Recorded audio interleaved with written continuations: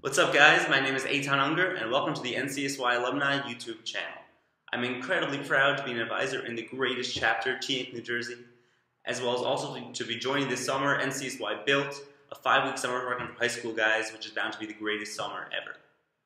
It's my incredible honor and privilege this week to share a few words of Torah with you. This week's Parshat Shmini, contains one of the most sad yet perplexing stories in the entire Torah. The beginning of Parak Yud speaks about Nadav and Avihu, two sons of Aaron HaKohen, and the Pesukim say that they brought what's called an Eish Zara before Hashem, a foreign fire.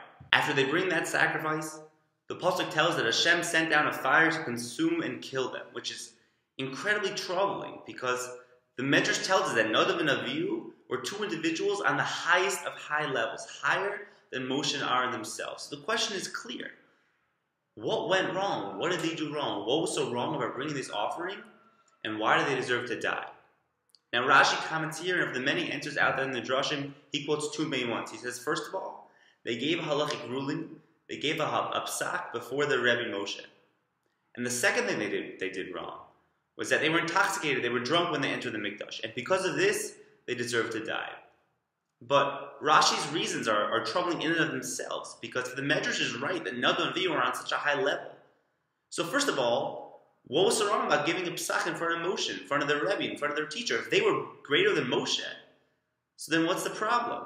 And second of all, if they're on such a high level, how did they stoop? How did they come to be drunk in the Mikdash? How did that happen? So I think that this entire episode and all the reasons are very strange, and it needs a little bit of clarification. The Nesiva Shalom talks about how at every point in our history, HaKadosh Baruch Hu, the creator of the world, ensured and continues to ensure that we have some way of accessing Him, that we have some way of accessing the Shekhinah. Now, it used to be at the time of Matan Torah that we were able to see Him ourselves. And even after that, before that, we had Ruach HaKodesh and Nevuah. But even now, says the Nesiva Shalom, that we don't have any of those things. We don't have Nevuah, and we definitely aren't able to see God ourselves. We're able, through some Talmidei Chachamim and some Manhigim, some communal leaders, to have an incredible kesher, an incredible connection with HaKadosh Baruch Hu, even though we can't speak with Him ourselves. These Talmidei Chachamim, these Manhigim, have the ability, the God-given ability to lead the cloud, to lead the people on their Hashem.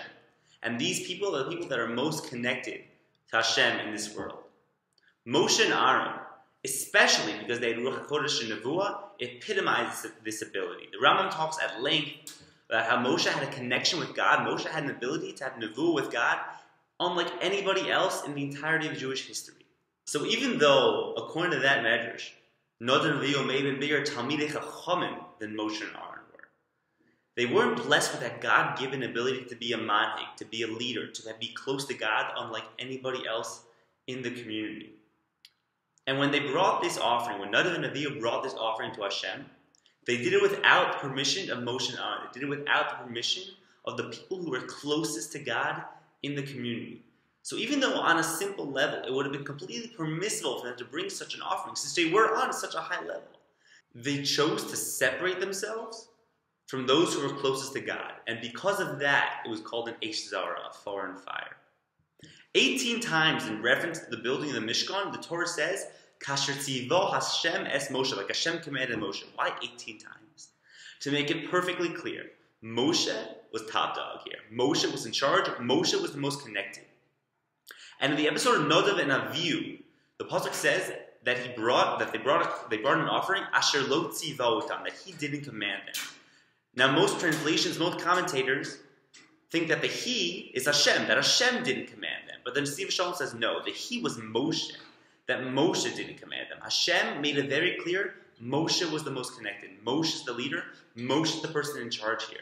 And Nadav and Avihu chose to separate themselves from the person who was closest to God in this process of the Mishkan.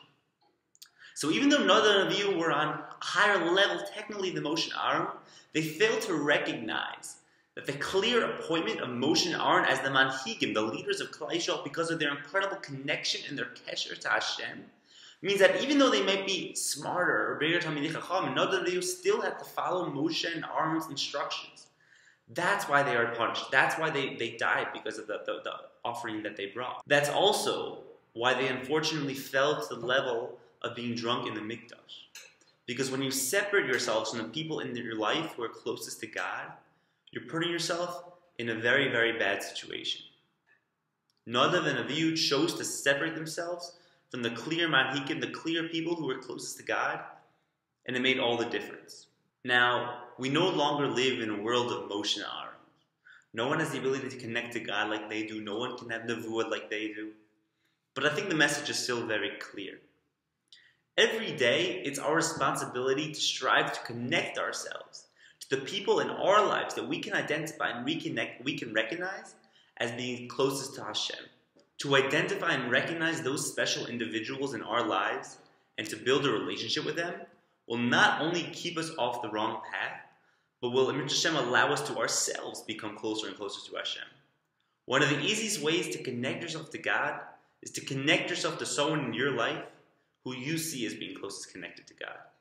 Whether that be a Rebbe, a parent, a chavrusa, or a friend, there are people in our lives who have the ability to influence us in the right ways and to keep us focused and zoned in on only growing in our Yiddishkeit. The moral is clear. In order for us to succeed in this world, we need to identify and connect to those people in our lives.